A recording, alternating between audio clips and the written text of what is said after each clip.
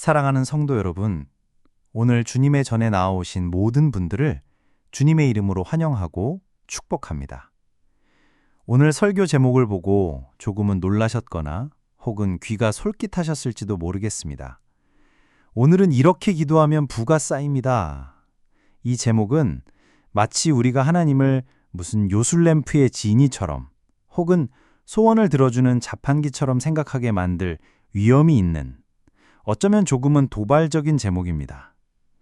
실제로 많은 사람들이 하나님 돈벼락 좀 맞게 해주세요, 로또에 당첨되게 해주세요 와 같은 기도를 드려본 경험이 있을 것입니다.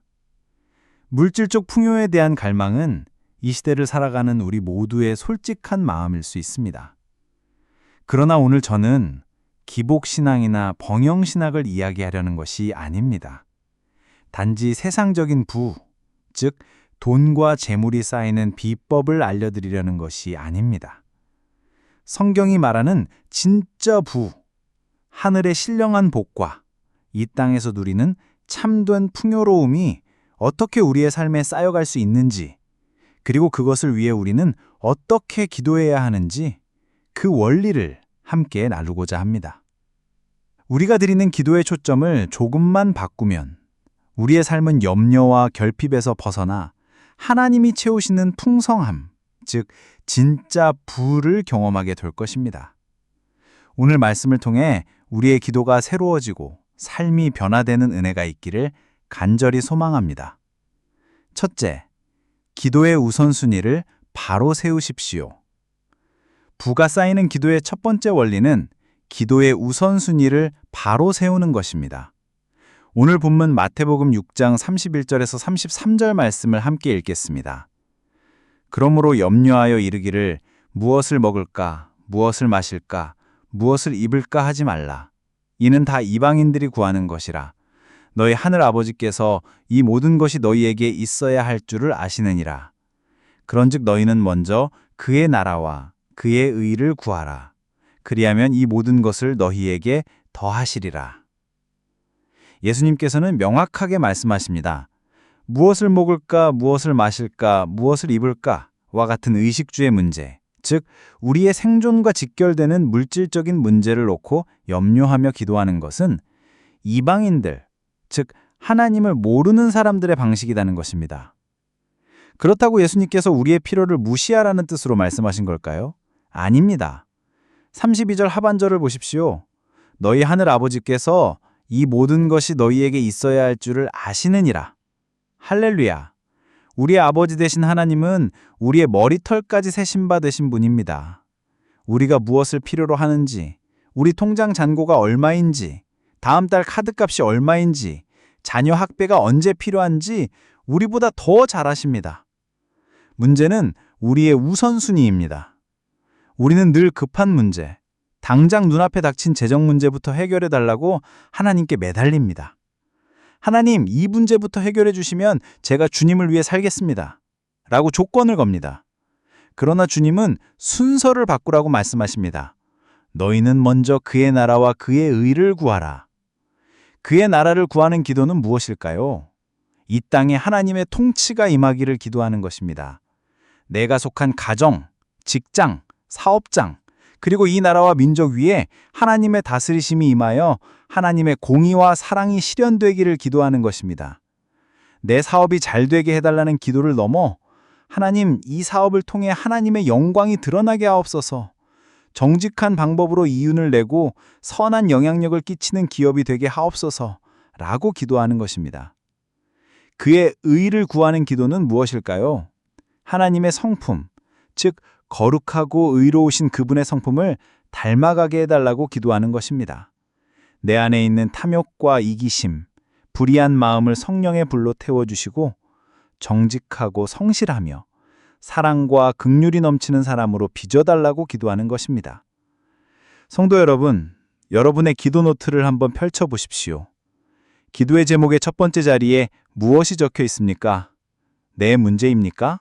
아니면 하나님의 나라입니까? 우리가 먼저 하나님의 나라와 그의 의를 구할 때 하나님은 약속하십니다.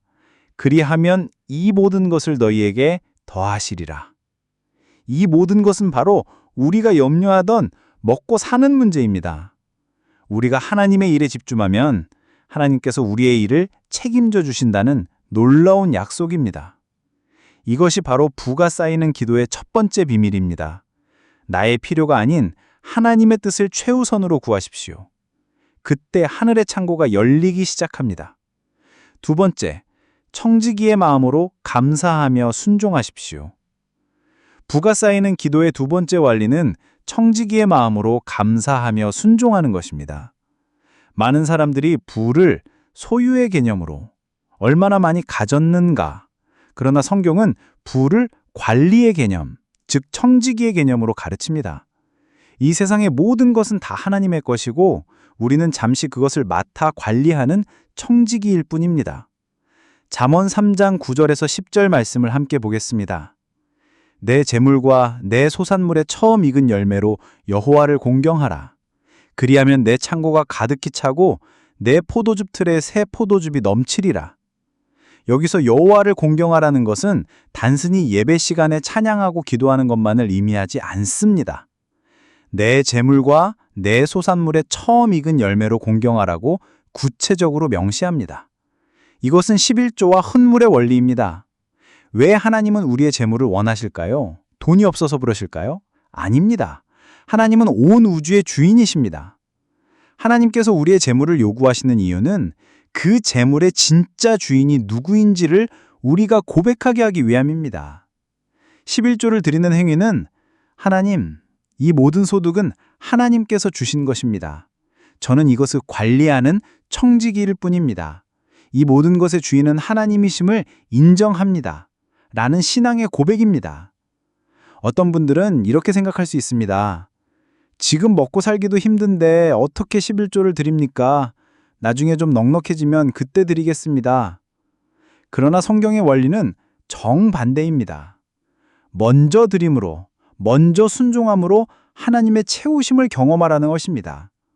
말라기 3장 10절에서 하나님의 심지어 나를 시험하여 내가 하늘 문을 열고 너희에게 복을 쌓을 곳이 없도록 붙지 아니하나 보라 라고까지 말씀하십니다. 이것은 맹목적인 기복신앙이 아닙니다. 하나님과 나 사이에 물질에 대한 신뢰를 테스트하는 것입니다. 내가 돈을 더 의지하는가 아니면 돈을 주시는 하나님을 더 의지하는가? 기도는 단순히 입으로만 하는 것이 아닙니다. 우리의 순종하는 행동이 곧 기도입니다. 하나님, 저에게 더 많은 것을 주십시오 라고 기도하기 전에 지금 내게 주신 것에 대해 감사하며 그것의 일부를 구별하여 하나님께 드리는 순종의 기도를 드려보십시오. 지금 가진 것이 작다고 불평하는 기도가 아니라 하나님, 제게 일용할 양식을 주시니 감사합니다. 이 작은 물질이지만 주님의 나라를 위해 사용되기를 원합니다. 라고 감사로 기도해 보십시오. 움펴지는 손에는 아무것도 더 담을 수 없지만 하나님을 향해 손을 펴는 자에겐 하늘의 복을 쌓을 곳이 없도록 부어주시는 것이 우리 하나님의 약속입니다.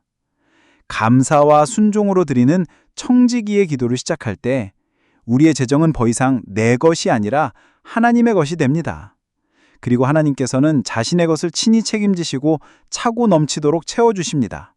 이것이 바로 부가 쌓이는 두 번째 비밀입니다. 세 번째, 하나님의 선하심을 신뢰하며 인내하십시오. 부가 쌓이는 기도의 마지막 세 번째 원리는 하나님의 선하심을 신뢰하며 인내하는 것입니다. 우리가 우선순위를 바로 세워 기도하고 청지기의 마음으로 순종한다고 해서 하루아침에 통장 잔고가 수십 배로 불어나는 기적이 일어나지 않을 수 있습니다. 하나님은 자판기가 아니시기 때문입니다. 하나님은 우리와의 관계를 가장 중요하게 여기십니다. 야고보서 4장 3절은 이렇게 경고합니다. 구하여도 받지 못함은 정욕으로 쓰려고 잘못 구하기 때문이라. 우리가 부자가 되기를 원하는 동기가 무엇입니까? 더 편안한 삶, 남들에게 과시하고 싶은 마음, 세상적인 쾌락을 즐기기 위함이라면 하나님은 그 기도에 응답하지 않으실 수 있습니다. 왜냐하면 그것은 우리의 영혼을 파괴하는 독이 될 수 있기 때문입니다. 하나님은 우리에게 가장 좋은 것, 우리 영혼에 유익한 것을 주시는 선하신 아버지이십니다. 때로는 하나님의 거절이나 기다림이 우리에게 가장 큰 축복일 수 있습니다. 우리가 감당할 수 없는 재물은 오히려 우리를 교만하게 만들고 하나님에게서 멀어지게 하는 덫이 될 수 있습니다. 하나님은 우리가 그 재물을 선하게 관리할 수 있는 믿음의 그릇으로 준비될 때까지 우리를 훈련시키고 기다리십니다. 그러므로 우리의 기도는 하나님, 제 뜻대로 속히 이루어 주옵소서가 아니라 하나님, 모든 것을 아시는 주님의 선하심을 신뢰합니다. 주님의 때에 주님의 방법으로 가장 좋은 것을 제게 허락해 주옵소서. 그 과정 속에서 제 믿음이 더욱 단단해지게 하옵소서. 라는 신뢰와 인내의 기도가 되어야 합니다. 농부가 씨앗을 심고 바로 다음 날 열매를 거두려 하지 않습니다. 물을 주고 거름을 주며 김을 매면서 싹이 트고 자라나 열매 맺기를 인내하며 기다립니다. 우리의 기도도 마찬가지입니다. 믿음의 씨앗을 심었다면 하나님의 선하심을 믿고 인내하며 기다려야 합니다. 그 기다림의 시간 동안 우리의 믿음은 더욱 깊어지고 우리의 인격은 더욱 성숙해져 갑니다. 이러한 영적인 성숙함이야말로 돈으로 살 수 없는 가장 큰 부입니다. 환경에 흔들리지 않는 평안, 어떤 상황에서도 감사하는 마음, 하나님의 때를 기다리는 지혜, 이것이 바로 하나님께서 우리에게 주시려는 진짜 부유함입니다. 사랑하는 성도 여러분, 말씀을 맺겠습니다. 오늘 우리는 이렇게 기도하면 부가 쌓입니다 라는 주제로 말씀을 나누었습니다. 어떻게 기도해야 우리의 삶에 진짜 부가 쌓입니까? 첫째, 내 필요가 아닌 하나님의 나라와 의를 먼저 구하는 우선순위의 기도를 드려야 합니다. 우리의 초점을 하나님께 맞출 때 하나님께서 우리의 필요를 책임지십니다. 둘째, 소유주가 아닌 청지기의 마음으로 감사하며 순종하는 11조의 기도를 드려야 합니다.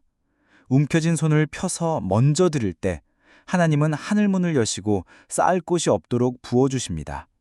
셋째, 내 뜻이 아닌 하나님의 선하심을 신뢰하며 기다리는 인내의 기도를 드려야 합니다.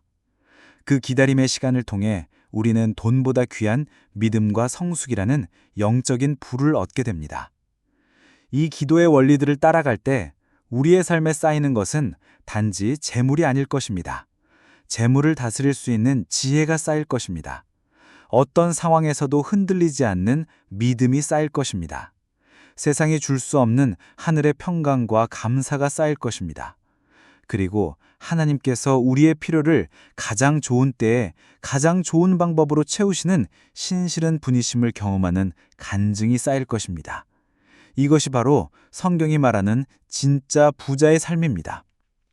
이제 우리의 기도를 바꿉시다. 염려와 조급함의 기도를 내려놓고 신뢰와 순종의 기도를 시작합시다.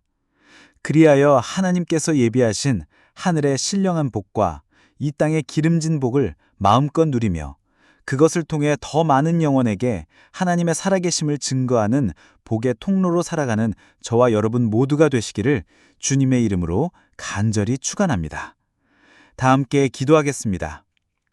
사랑과 은혜가 풍성하신 하나님 아버지, 오늘 저희에게 진짜 부유함에 이르는 기도의 비밀을 가르쳐 주시니 감사합니다.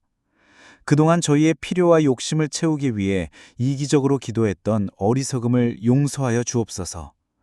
이제는 먼저 그의 나라와 그의 의를 구하는 기도를 드리게 하옵소서. 우리의 모든 것이 주님의 것임을 고백하며 감사와 순종으로 드리는 청지기의 삶을 살게 하옵소서. 조급한 마음을 내려놓고 주님의 선하심과 때를 신뢰하며 인내하게 하옵소서. 그리하여 우리의 삶에 하늘의 지혜와 평강, 그리고 주님이 채우시는 풍성함이 가득 쌓이게 하시고 세상 속에서 빛과 소금의 역할을 감당하는 복된 인생 되게 하여 주옵소서. 예수 그리스도의 이름으로 기도드립니다. 아멘.